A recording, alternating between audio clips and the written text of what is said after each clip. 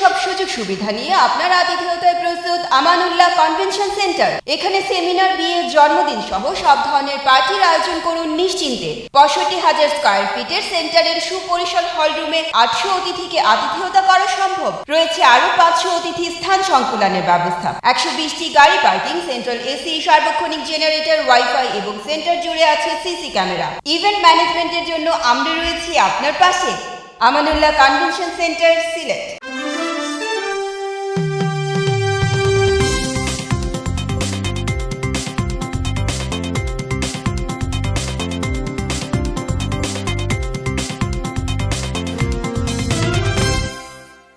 আসসালামু আলাইকুম।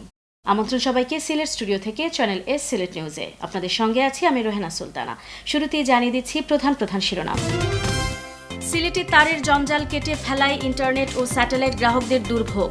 কেটে ফেলার সিদ্ধান্ত মেয়রের নির্দেশে হয়নি, চেয়ার পেলেও এখনও প্রশাসনিক দায়িত্ব পাননি, সংবাদ সম্মেলনে জানালেন সিলেট সিটি মেয়র।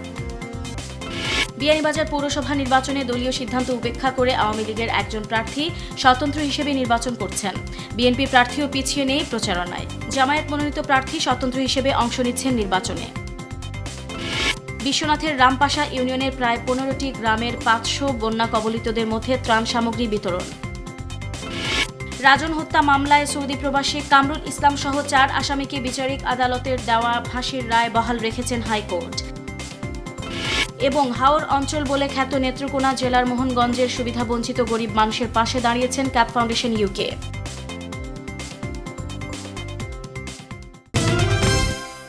শুনছিলেন শিরোনাম, এবারে পুরো খবর। সিলেট মহানগরীর বিভিন্ন সড়কে অবৈধভাবে ছড়িয়ে থাকা তারের জঞ্জাল কেটে ফেলার কারণে সোমবার থেকে দুর্ভোগে পড়েন ইন্টারনেট গ্রাহক এবং স্যাটেলাইট গ্রাহকরা। এদিকে এসব তার কাটতে গিয়ে অসাবধানতাবশত স্যাটেলাইট ও টেলিফোন লাইন কেটে যাওয়ায় দুঃখ প্রকাশ করেছেন সিলেট সিটি কর্পোরেশন কর্তৃপক্ষ। এদিকে প্রেস ব্রিফিং করে সিলেট সিটি মেয়র জানিয়েছেন এই কাজটি তার নির্দেশে হয়নি, এখনও তিনি প্রশাসনিক কোনো দায়িত্ব পাননি। বিস্তারিত হোসেন আহমদ সুজাদের রিপোর্টে ক্যামেরায় ছিলেন রুহিন আহমদ। সিটি কর্পোরেশন থেকে বারবার নোটিশ দেওয়ার পর বিভিন্ন ধরনের অবৈধ লাইনে কর্তৃপক্ষ পদক্ষেপ গ্রহণ না করায় সোমবার সিলেট মহানগরের সড়কগুলোতে ঝুলে থাকা অবৈধ ইন্টারনেট কেবলের জঞ্জাল অপসারণে অভিযান চালায় সিলেট সিটি কর্পোরেশন। কিন্তু এ সময় ভুলক্রমে কাটা পড়ে স্যাটেলাইট লাইন এবং টেলিফোন লাইন। এতে করে অনলাইন ভিত্তিক প্রতিষ্ঠান, বিশেষ করে ব্যাংক ও বীমা প্রতিষ্ঠানের কার্যক্রম বন্ধ হয়ে যায়, যে কারণে চরম ভোগান্তিতে পড়েন গ্রাহকরা। মঙ্গলবার বিকেলে প্রেস ব্রিফিং করে সিলেট সিটি মেয়র আরিফুল হক চৌধুরী এ বিষয়ে তার অবস্থান তুলে ধরেন। তিনি জানান, এই কাজটি তার নির্দেশে হয়নি, এখনও তিনি প্রশাসনিক কোনো দায়িত্ব পাননি। যেহেতু আমি কোনো কার্যক্রমে শুরু করিনি, আশা করি এটা সকলের ভুল অবসান ঘটবে। সিটি কর্পোরেশনের কর্মকর্তা কর্মচারীরা তারা দু একটা সিদ্ধান্ত, তারা ভুল সিদ্ধান্ত নিয়েছেন এবং তা ইতিমধ্যে আমি যতটুকু জেনেছি তারা আমাকে যোগাযোগ করেছেন আর একটু আসার আগ পর্যন্ত। তারা যে সাময়িক অসুবিধার জন্য তারা দুঃখিত এবং তারা যারা এটা করেছে তাদের জন্য আমরা অবশ্যই এই যদি কেন এটা হলো এটা বিষয়ে আমাদের প্রশাসনিকভাবে দেখা হবে। অপরিকল্পিত ইন্টারনেট লাইন অপসারণ করতে গিয়ে বিভিন্ন ধরনের প্রযুক্তিগত সেবা থেকে সাময়িকভাবে নগরবাসী বঞ্চিত থাকায় দুঃখ প্রকাশ করেন মেয়র। তবে শীঘ্রই সব ধরনের বৈধ লাইন চালু হওয়ার কথা জানিয়েছেন সিটি কর্পোরেশনের প্রধান নির্বাহী কর্মকর্তা এনামুল হাবিব। তো আমরা আজকে সকাল থেকে ইন্টারনেট সার্ভিস প্রোভাইডার তাদের সাথে আমরা বৈঠক করেছি। একটু আগে সিলেট কেবল সিস্টেম যারা, তাদের সাথে আমাদের বৈঠক হয়েছে। আশা করছি কালকের মধ্যে এটা রিকভারি হবে। এদিকে ইন্টারনেট সংযোগকারী প্রতিষ্ঠান এবং স্যাটেলাইট সার্ভিস প্রদানকারী প্রতিষ্ঠান সিলেট কেবল সিস্টেম প্রাইভেট লিমিটেড জানিয়েছে পরিস্থিতি স্বাভাবিক হতে আরও 2-3 দিন সময় লাগতে পারে। সাইন আহমেদ সুজাত, চ্যানেল এস নিউজ, সিলেট। সিলেটে আইন শৃঙ্খলা সংক্রান্ত মতবিনিময় সভা অনুষ্ঠিত হয়েছে। সিলেট জেলা প্রশাসক কার্যালয়ে মাসিক আইন শৃঙ্খলা সভায় প্রধান অতিথি হিসেবে উপস্থিত ছিলেন জাতীয় সংসদের প্যানেল স্পিকার, সিলেট 3 আসনের সংসদ সদস্য মাহমুদুজ্জামান চৌধুরী কয়েস।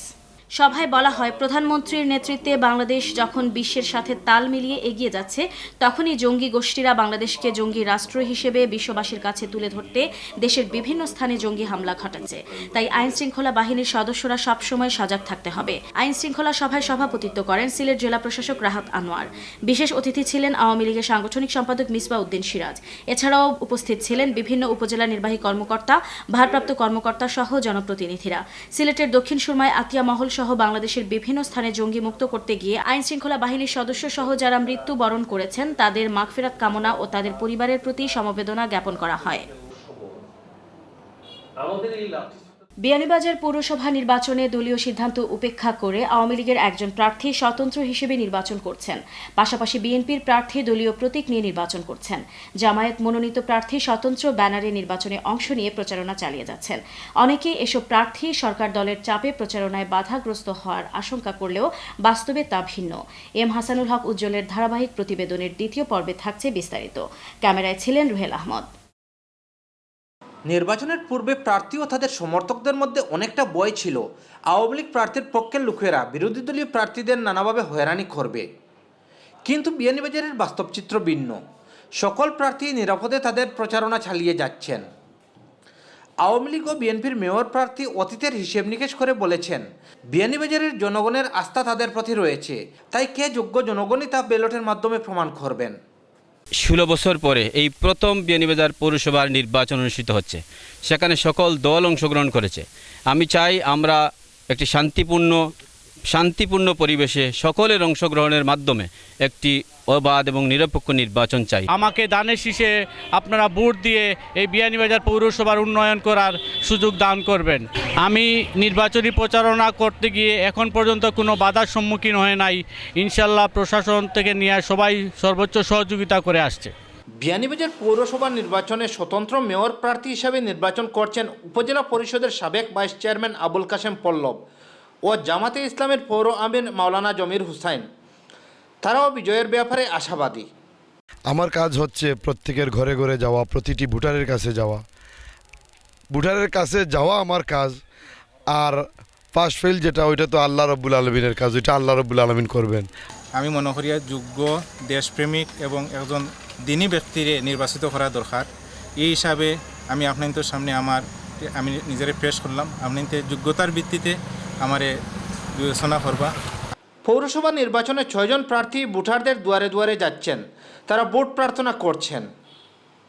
তবে এখনো পর্যন্ত কারো প্রতি আচরণবিধি লঙ্ঘনের অভিযোগ পায়নি নির্বাচন কমিশন। বিয়ানীবাজারের এই পৌরসভার মেয়রের চেয়ারটি দখলে নিতে মরিয়া হয়ে উঠেছেন 6 জন প্রার্থীর সকলেই।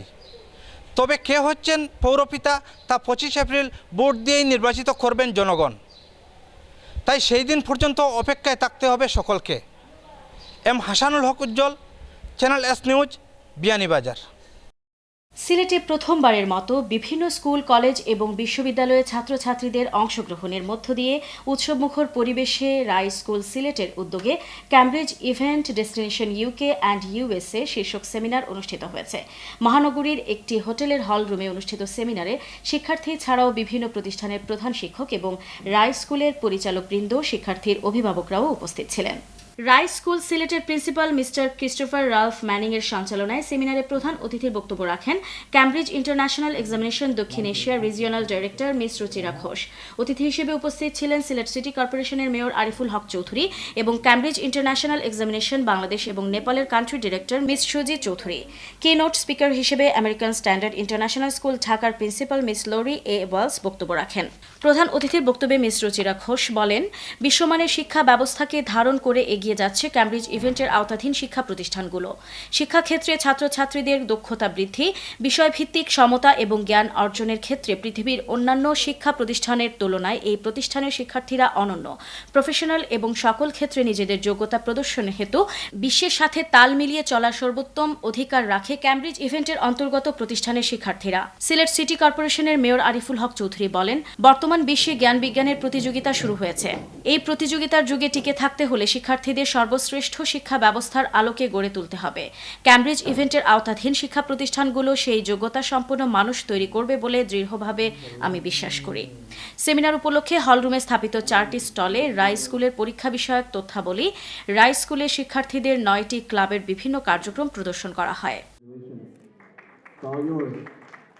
বিশ্বনাথের রামপাশা ইউনিয়নের প্রায় 15টি গ্রামের 500 বন্যা কবলিতদের মধ্যে ত্রাণ সামগ্রী বিতরণ করা হয়েছে।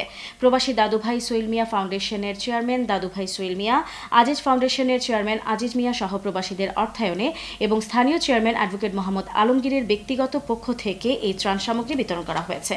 সোমবার দিনব্যাপী ত্রাণ বিতরণী সভায় প্রবাসী সহ বিত্তবানদের এগিয়ে আসার আহ্বান জানিয়ে প্রধান অতিথির বক্তব্যে রামপাশা ইউনিয়নের চেয়ারম্যান অ্যাডভোকেট মোহাম্মদ আলমগীর বলেন, আকস্মিক বন্যায় বিশ্বনাথের ফসলি জমি তলিয়ে গেছে। কর্মহীন হয়ে পড়েছে এই অঞ্চলের খেটে খাওয়া মানুষ।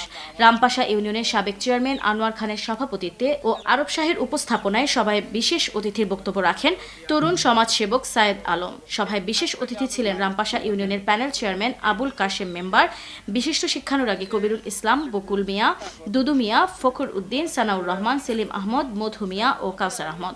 সভা শেষে গ্রামে গ্রামে গিয়ে বন্যা কবলিতদের মধ্যে ত্রাণ সামগ্রী বিতরণ করেন অতিথিরা।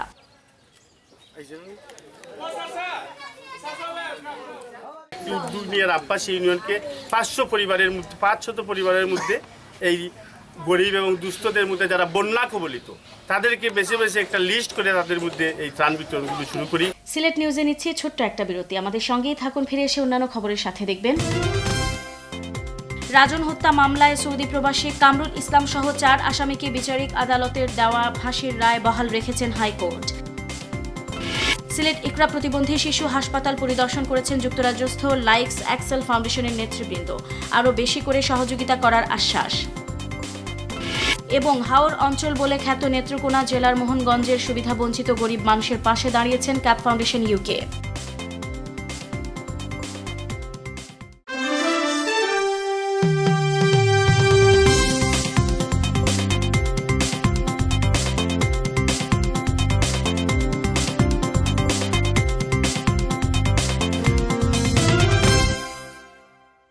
সব সুযোগ সুবিধা নিয়ে আপনার আতিথেয়তায় প্রস্তুত আমানুল্লাহ কনভেনশন সেন্টার। এখানে সেমিনার, বিয়ে, জন্মদিন সহ সব ধরনের পার্টির আয়োজন করুন নিশ্চিন্তে। 65,000 স্কয়ার ফিটের সেন্টারের সুপরিসর হলরুমে 800 অতিথিকে আতিথেয়তা করা সম্ভব। রয়েছে আরো 500 অতিথি স্থান সংকুলানের ব্যবস্থা। 120টি গাড়ি পার্কিং, সেন্ট্রাল এসি, সার্বক্ষণিক জেনারেটর, ওয়াইফাই এবং সেন্টার জুড়ে আছে সিসি ক্যামেরা। ইভেন্ট ম্যানেজমেন্টের জন্য আমরা রয়েছি আপনার পাশে। Amanullah convention centre, Sylhet.